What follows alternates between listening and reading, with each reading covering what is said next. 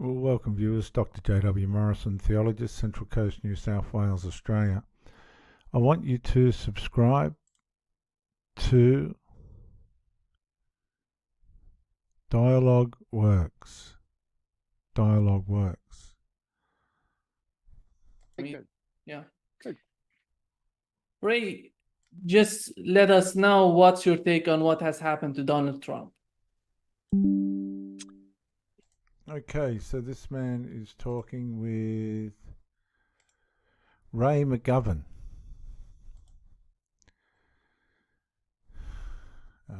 An American political activist, very informative gentleman. He goes right into all of this stuff. Ray McGovern was born and grew up in the Bronx, New York City.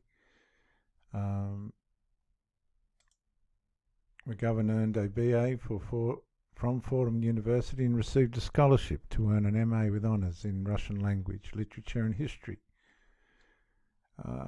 In the early 1960s, served as a US Army Infantry intelligence officer and analyst in the analyst division. But McGovern was a CIA analyst for 27 years, serving 7 US presidents. Let's go to Ray McGovern. Nima, this is a major security lapse. That's the charitable conclusion from what happened. There are more insidious conclusions, and we can speculate about that. But that site should have been secured. It was not. One vantage point clearly should have had Secret Service people all over it, and it apparently did not. We even have the shooter who did in the attempted assassin admit or actually go to the press and say, look, I wanted to kill him before he shot anybody. I was watching him for 3 minutes asking for permission to kill him. And I was denied permission until after he fired those shots. And then they said, oh, I blasted him and I blew his head off. Huh. That sounds strange. Where is that guy? Well, I hope he's in protective custody and not necessarily in FBI protective custody. I'll explain that a little bit later. So here we have our president, President Biden, thanking the Secret Service and thanking the FBI for what they did. And, you know, President Biden has been accused by Trump at that debate of never firing anyone. I mean, like, they told him exactly a year ago, Putin had lost in Ukraine. He had suffered a strategic defeat. And the president duly got up at Helsinki and said precisely that. That was from the head of the CIA, okay? Now, half a year before that, the head of national intelligence, Avril Haines, had told the president, look, you know, don't worry about it. The Russians are running out of ammunition. And not only that, but they have no indigenous capability to produce the information, the ammunition that they're losing. So not to worry. The Russians and the Chinese, well, don't worry about that either because, well, they have meetings. That's what they do. They have meetings, a lot of meetings, and they discuss things, but don't worry about it. So what I'm saying is the same people who Biden depends on for intelligence briefings, you know, who's going to tell him what went down here with respect to the attempted assassination of Trump? So instead of doing what pretty much Trump challenged him to do, that is, fire somebody for God's sake. He didn't fire the head of the CIA. He didn't fire the head of national intelligence. Hey, they'll fire anybody, okay? So Here would be a chance. This is not my purview, but if I were president, I would have said, my God, this is a terrible security failure. Trump almost got killed. The people responsible for this are the Secret Service, the Homeland Security Director that runs the Secret Service, and the 5 people down the line to the guy on site there in Pennsylvania who was supposed to do adequate security. They're all fired. Okay, so let's just stop there. Now, I don't know how valid this is, but it's pretty confronting. Somebody might want to back this up. Came out yesterday, late. Local counter-sniper team was inside the building where the Trump shooter climbed on the roof and opened fire. Let's find this article. Here it is here in the New York Post. Let's just bring that across to here. I'll bring my picture back there. Local counter-sniper team was inside building where Trump shooter climbed on the roof and opened fire. A local police counter-sniper team was stationed inside the building where attempted assassin Thomas Crooks climbed on the roof and fired on Donald Trump, law enforcement sources told the Post. Okay, let's just have a quick look at this footage. Yeah, someone's on top of the roof. Look. There he is right there. Right there, see him? He's laying down. Right, so this guy's managed to get onto the roof. See him? Yeah, he's laying down. Instead, I'm here with you fighting like hell to get a Senate. What's happening? And to make sure we take back the White House, because if we do, we're going to make. Now, the interesting part about this is this Crooks, Matthew Crooks, was in a BlackRock commercial. Now, it's interesting how people find this stuff. There's Crooks there, sitting in a BlackRock commercial. Between 18 and 19 seconds of the BlackRock commercial video, you can see Thomas Matthew Brooks, a 20-year-old child who participated in the Trump assassination show. He appeared in a BlackRock commercial video, and BlackRock belatedly deleted the video on BlackRock YouTube. There's the video. BlackRock's connected to Deep State. There's the guy. How did they infiltrate this guy? Now, I'm not sure about this story, but a local police counter-sniper team was stationed inside the building where the sniper climbed up and shot. There he is there. There's footage of him lining up his shot. The building, the ARG International Factory in Butler, Pennsylvania, was being used by local police as a watch post for snipers to scan the threats of, as the former president spoke on stage, only 130 yards away, according to sources. Now, this brings me to, we'll get back to Ray McGovern in a minute, but this brings me to this, what you might have saw earlier. Bear with me. Here. Now, this Mayor Bob Dandoy, right, who's making fun of Donald Trump on his Facebook page, guess who he's the mayor of? Butler. He's the mayor of Butler. Now, I'm sure Donald Trump would take offense to this. There's also some stuff going on. I would personally like to thank everyone who came to the cruise yesterday as well. I would like to thank everyone who injected drugs in a safe drug injection zone. Gee whiz. The Republican leaders in Butler make me want to vomit.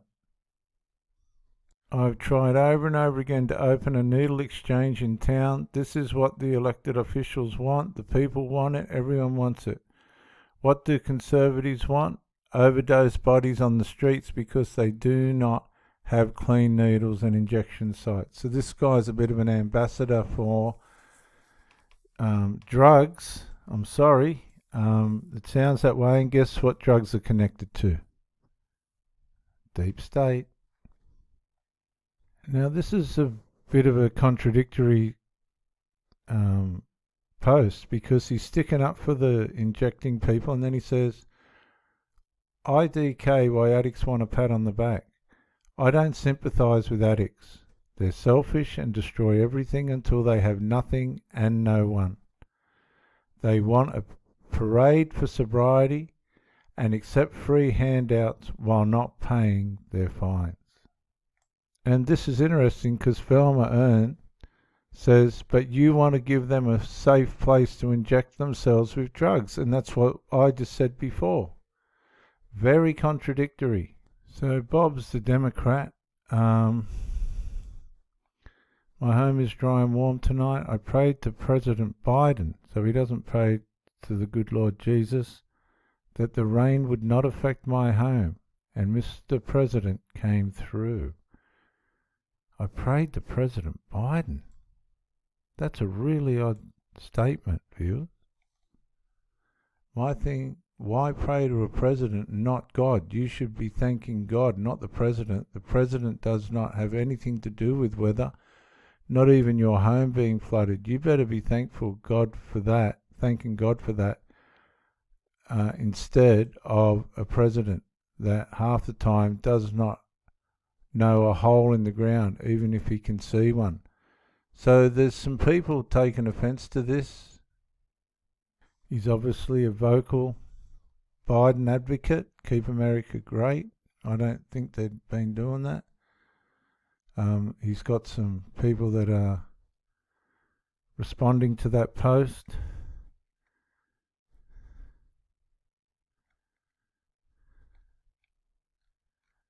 And then there's a post on the 9th.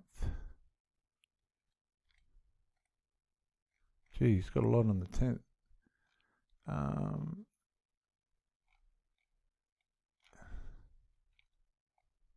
And this is the one that comes to mind. If you do not vote for Biden, you are clearly an enemy of the United States. Trump is dangerous, and everyone knows it.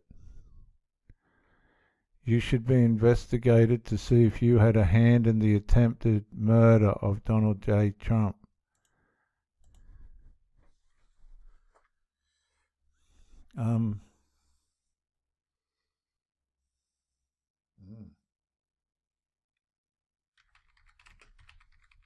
Yeah.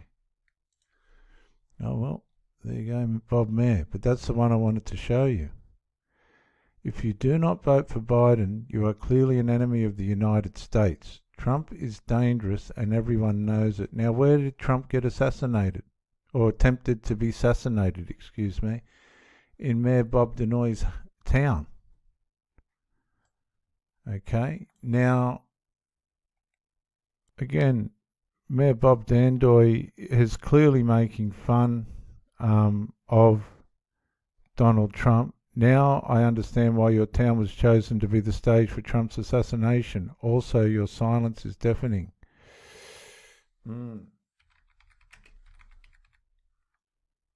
Here. There is a post, just let me quickly find it, where Mr. Dandoy does boast of the police presence in his town. Here. Ladies and gentlemen, this is the law and order in my city. Well, it didn't stand up at the Donald Trump campaign, Mr. Dandoy, did it? So there's a lot of questions to be asked here as to what might have been some undermining factors relative to the local police and things in the city of Butler. It's clear that the man does not like Donald Trump. To what degree, we're not sure, but that's pretty heavy. I wouldn't put something like that on my Facebook page, and I'm a nobody. So be careful, Mayor Dandoy. And the reason why I say this is because of this article. Now, I can't validate this article. Okay, it's written by Joe Morano, View Author Archive, and Alex Olivia. Okay. Now, a local police counter-sniper team was stationed inside the building where attempted assassin Thomas Crooks climbed on the roof and fired on Donald Trump, law enforcement sources told the Post. So what this article is suggesting is that the people were inside the building. The police were inside the building. A local police counter-sniper team was stationed inside the building.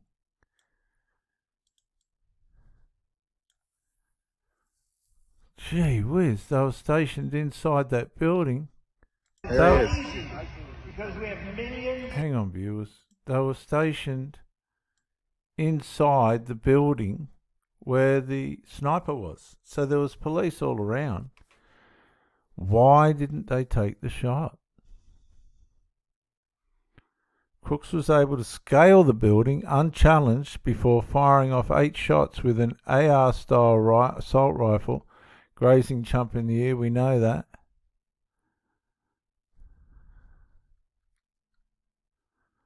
The revelation comes as local outlet WPXI reported Crooks was spotted on the building 26 minutes before he opened fire. Now, I did a timeline of Crooks getting onto the building, and he was starting to crawl forward, which took 2 minutes before he took a shot. 26 minutes seems exaggerated to me. With one cop from the Beaver County Emergency Service units even taking a photo of the gunman before the shooting. Law enforcement sources said it was not clear as of Monday night whether any of the local officers who were tasked with securing the perimeter outside the Butler County Farm Showgrounds were able to warn Secret Service agents about the gunman. That's rubbish. Oh, that's rubbish. Oh, no. The building Crooks fired from. Now, they're higher than Crooks. And there's supposed to be local police in the building. They were all around the building as well. An officer from Butler Township Police climbed on a fellow officer's shoulders, that's 2 police, to check out the roof of the buildings, moments before the shooting, but backed away after Crooks pointed his rifle at him. Now, if this guy's pointing rifles and rolling around and all this sort of stuff, the snipers would have seen him easily. Very easily.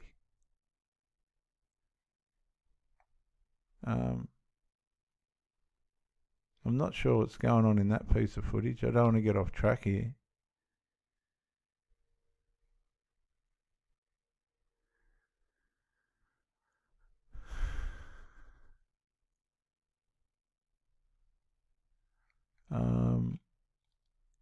There's Crooks there. Secret Service snipers killed Crooks moments after he opened fire.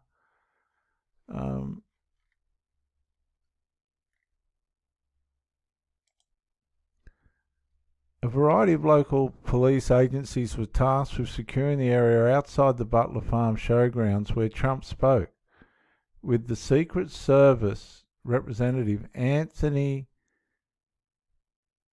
Guglielmi, sorry I can't pronounce that, pointing out that local agencies were responsible for the area where the shooter opened fire. Now this is interesting because this name has come up, and he is the Chief of Communications for the US Secret Service. He headed the comms, Chief of Communications for the United States Secret Service. So where did the communication break down between the local police and the Secret Service? My goodness, I wouldn't want to be one of these people trying to work this out. Look, bombshell. Secret Service replaced Trump's permanent detail with temporary agents for Butler rally. Oh, it just gets worse and worse.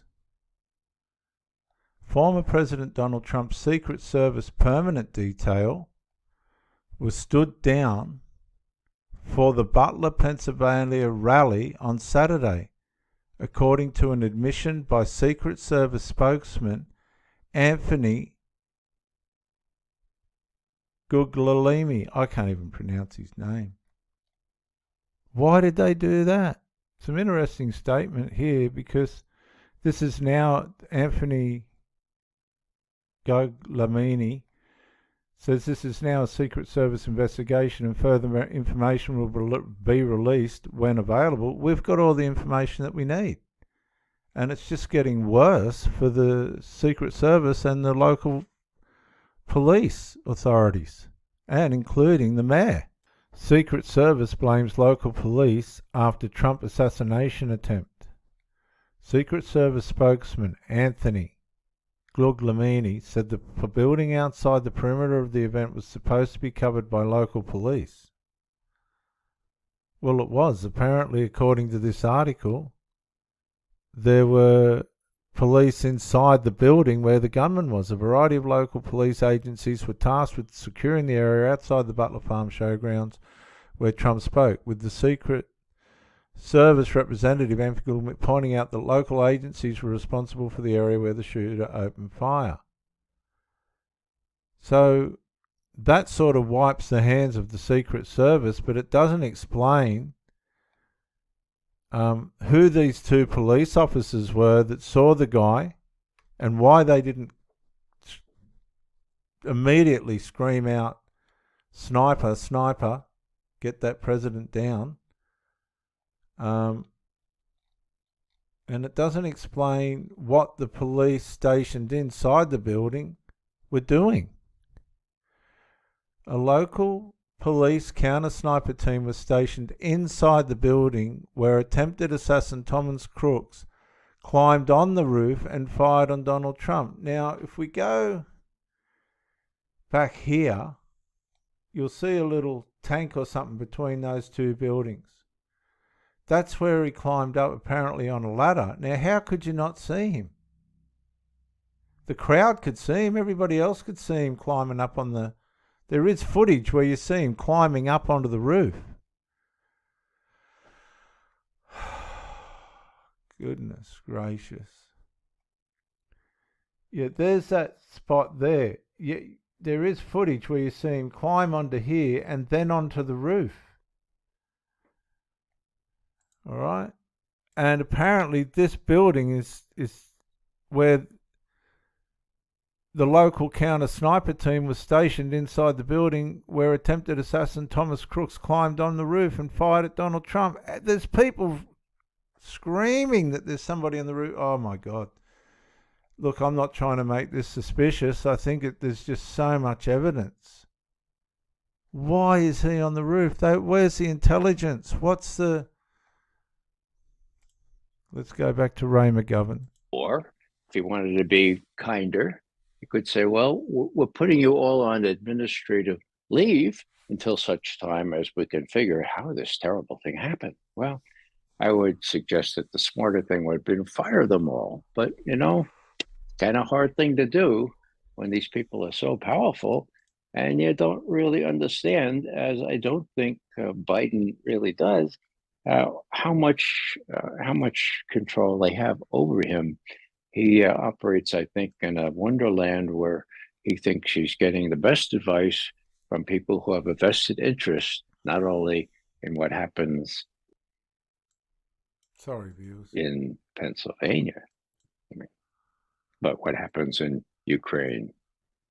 Let me go back to Pennsylvania for a second. A lot of the talking heads are saying various and sundry today. Very few are looking at what typically detectives look at, and intelligence analysts too: motive. I mean, cui bono? Who profits from the disappearance, the assassination of a candidate Trump?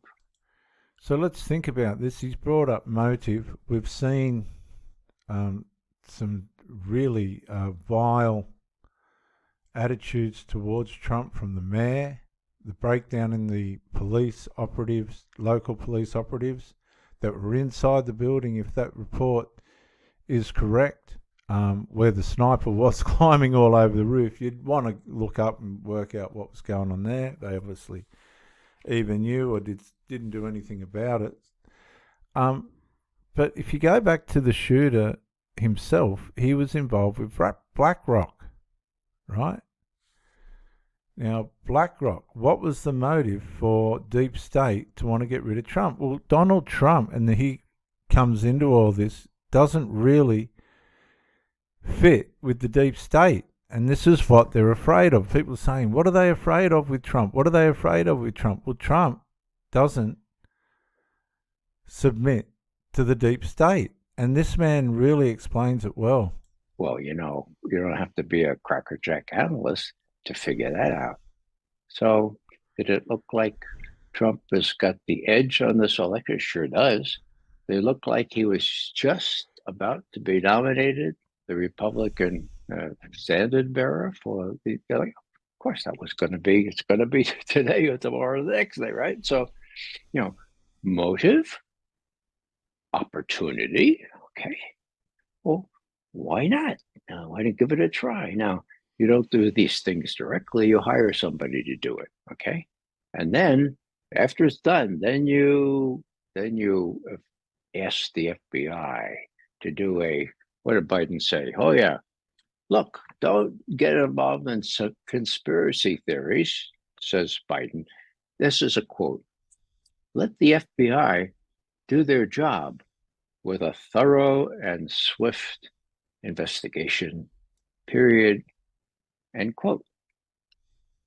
Now, with all due respect for the FBI, there's very little respect due them at this point. I mean, what did the FBI do after John Kennedy was assassinated? How about Bobby Kennedy? How about Malcolm X? How about Martin Luther King?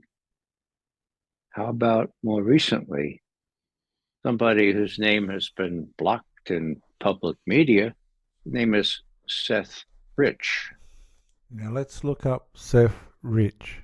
Now, Wikipedia, murder of Seth Rich. The murder of Seth Rich occurred on July 10, 2016 at 4:20 in the Bloomdale neighborhood of Washington, D.C. Rich died after an hour and a half after being shot twice in the back.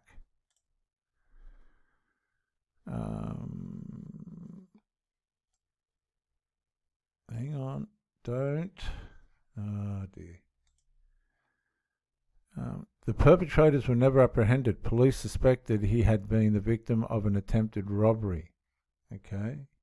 Who was murdered on the streets of Washington, and nobody's supposed to talk about it. Okay. What happened? Well, it was a robbery, but the thieves forgot to take anything from Seth Rich. Even his very expensive watch was still on there. Okay. So he died a couple hours later. And what happened to his laptop? Oh, nobody knows what happened. Oh, yeah, now we know. The FBI took it. Okay. And when various court proceedings required the FBI to come forth with what they had in their computers on Seth Rich, they said, we don't have anything. And then it was pointed out, well, they did have some. And then they said, oh, we have too much. We can't sort it all out. So this court case is still going on. And the FBI is delaying. And so that's what we call a swift and thorough investigation. Give me a break. Now, you can go right down the line. Let me just continue. There was Russiagate, and the pinpoint was Russian hacking of the Democratic National Committee, right? And what did James Comey do, the head of the FBI at the time? God, this is terrible, terrible. So I'm instead of sending my own investigators in there, we have some forensic investigators, but I'm going to farm this out to my best friend forever and Bob Mueller's best friend forever, a guy named Sean Henry, who worked for Mueller for 20 years as this high-tech guy and now runs a group called CrowdStrike. Okay, so I'm going to farm out to them.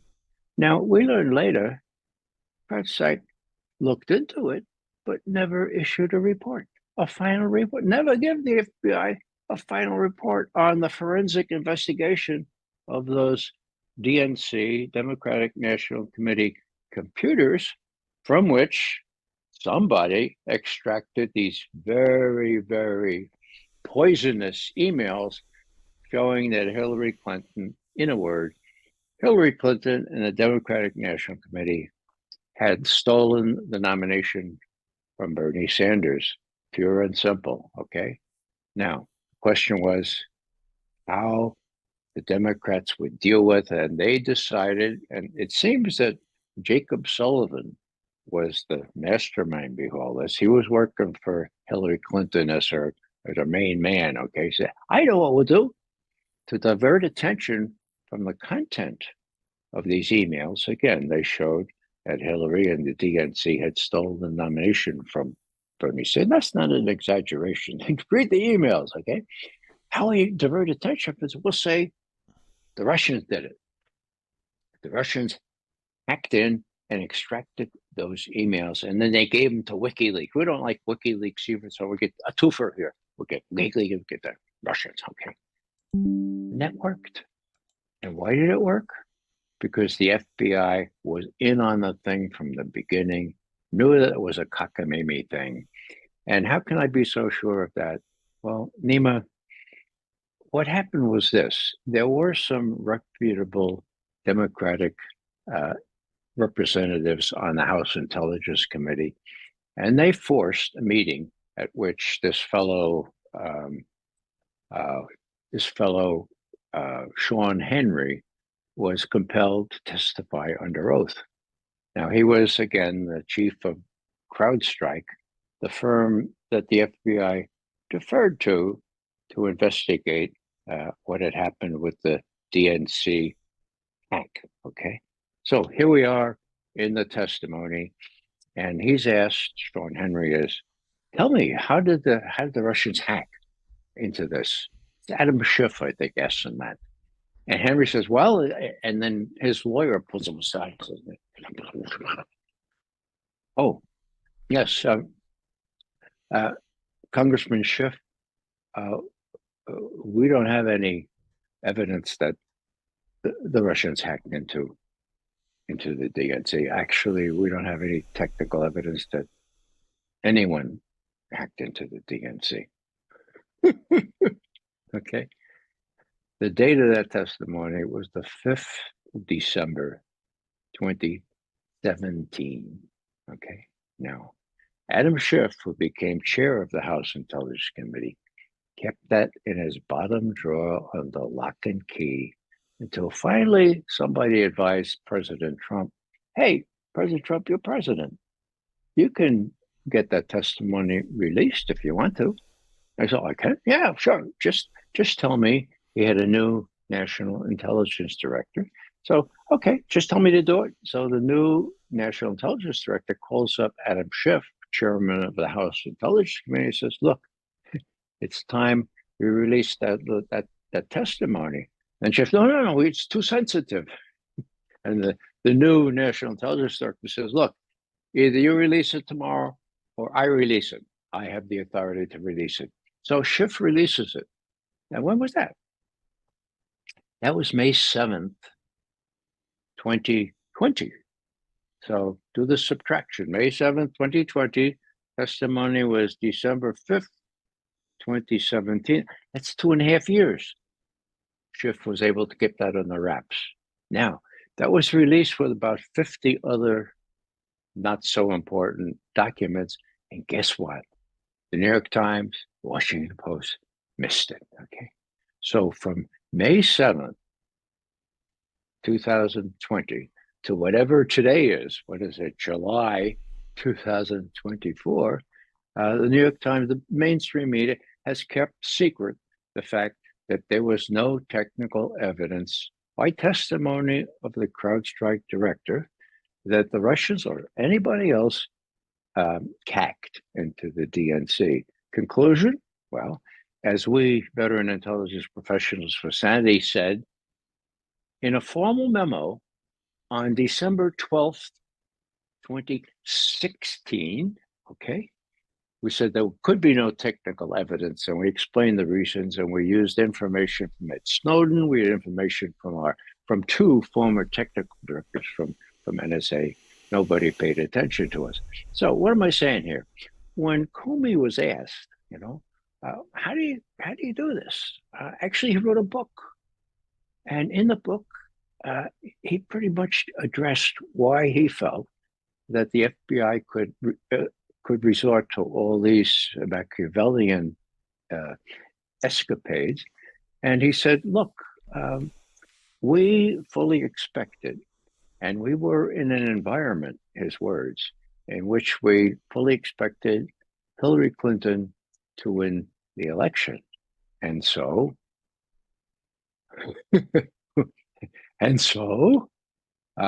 we'll be promoted. We'll be commended. We'll get a salary increase. We won't get indicted, for God's sake. And what happened? Oh, she lost.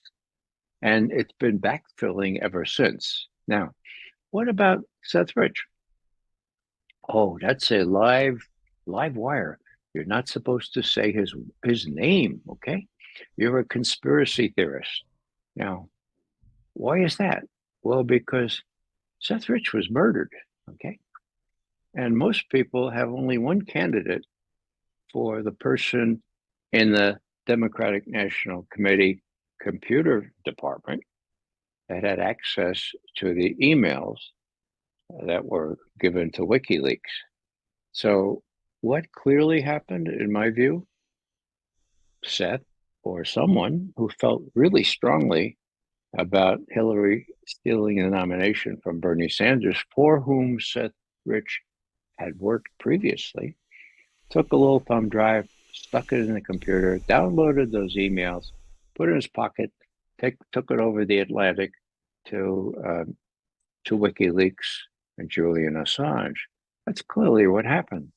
Now, even Obama, who went along with this ploy, before he left office, it was just a couple of days before he left office, says, what's still uncertain is how those emails got to WikiLeaks. Well, hello?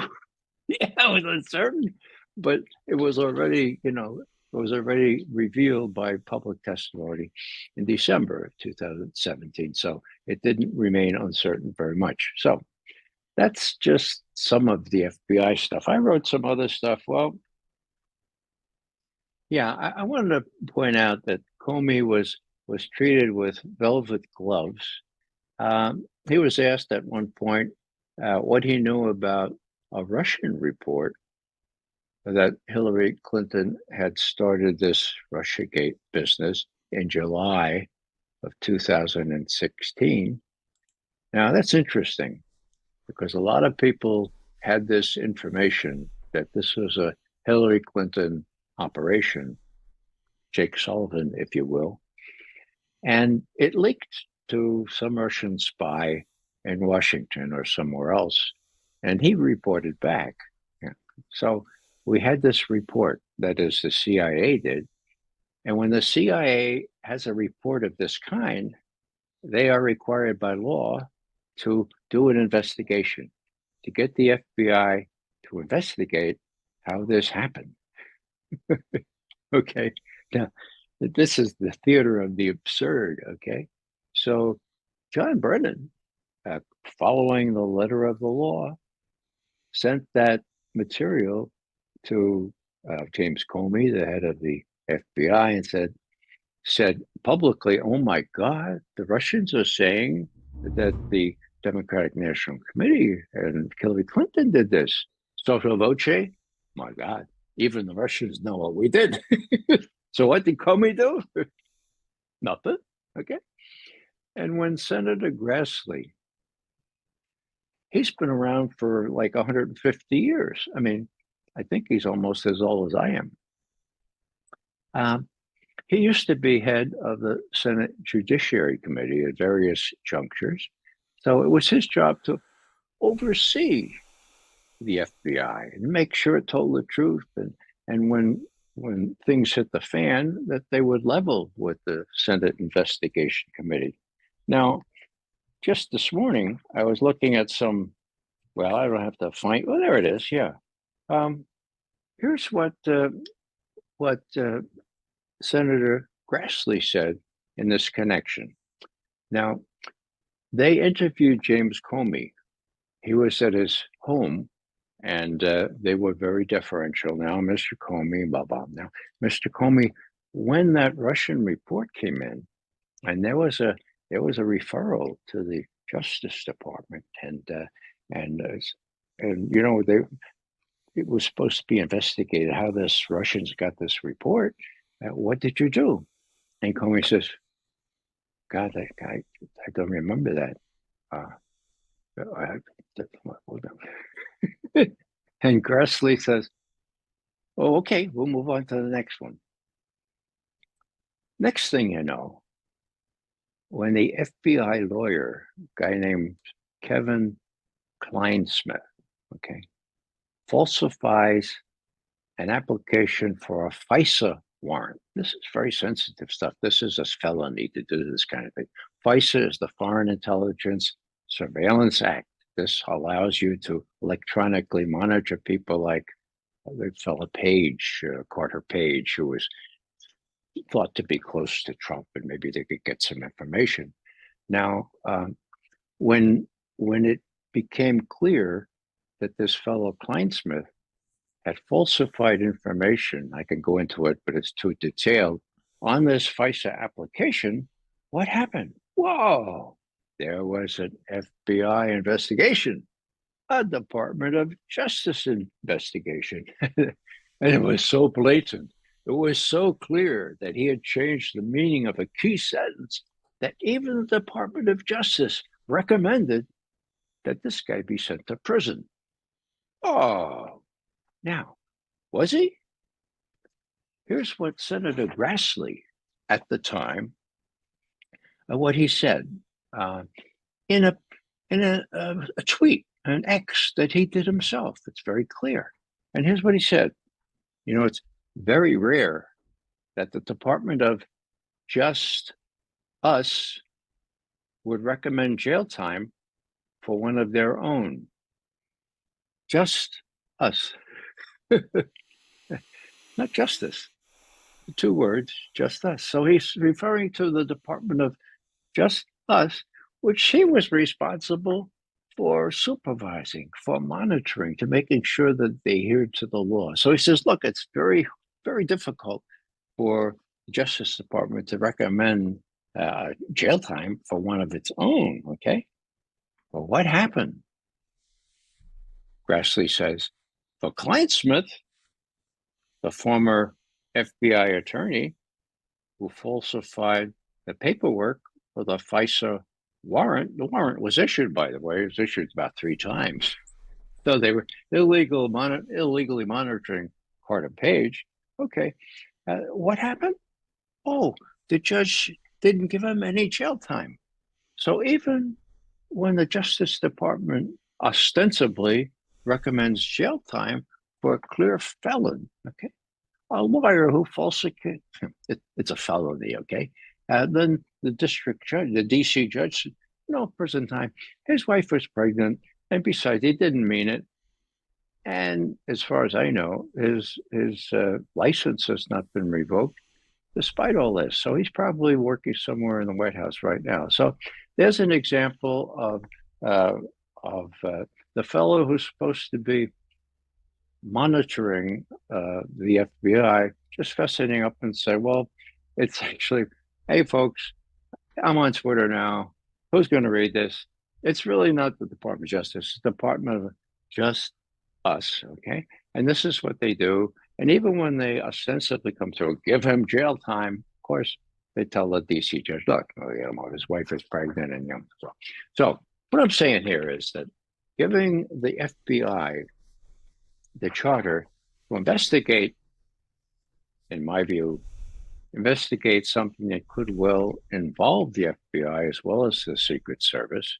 And the Secret Service, by the way, reports to the Director of Homeland Security. That's another bureaucratic indignity as a result of 9/11. Here's what Biden said to refresh memories. Let the FBI do their job with a thorough, swift investigation. Thorough, swift investigations are not what the FBI does in such delicate circumstances. So unless somebody comes in, unless the people directly involved fess up, which 2 of them have already done. I mentioned the shooter that was denied permission to take out the assassin for 3 minutes before he shot, and then they said, "Oh, okay, now you can blow his head off," and he did. Okay, but I didn't mention the Trump supporter, red hair, just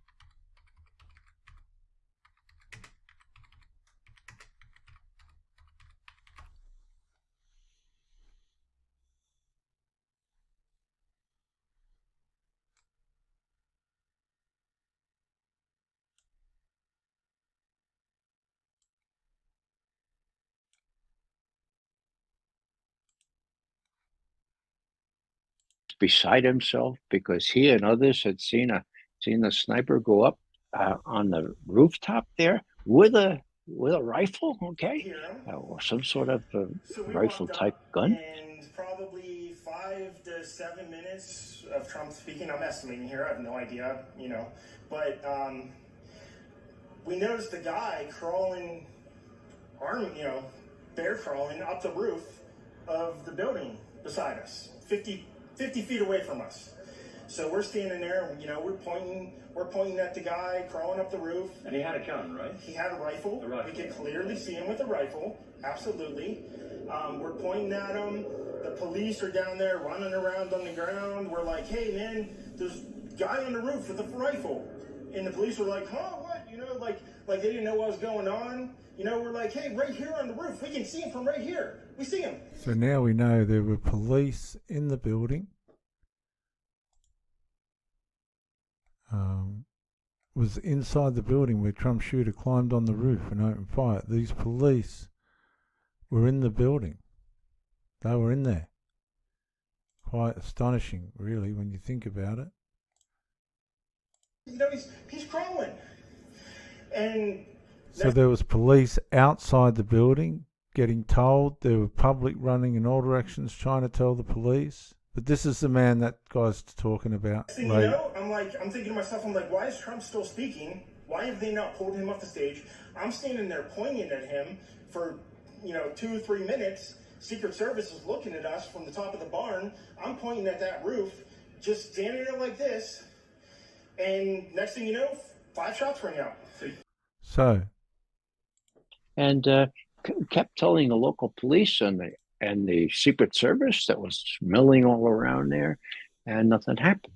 That was long before he took the shot. So maybe people will feel strongly enough about this to speak up and to say, well, there are deep state involvement here. Again,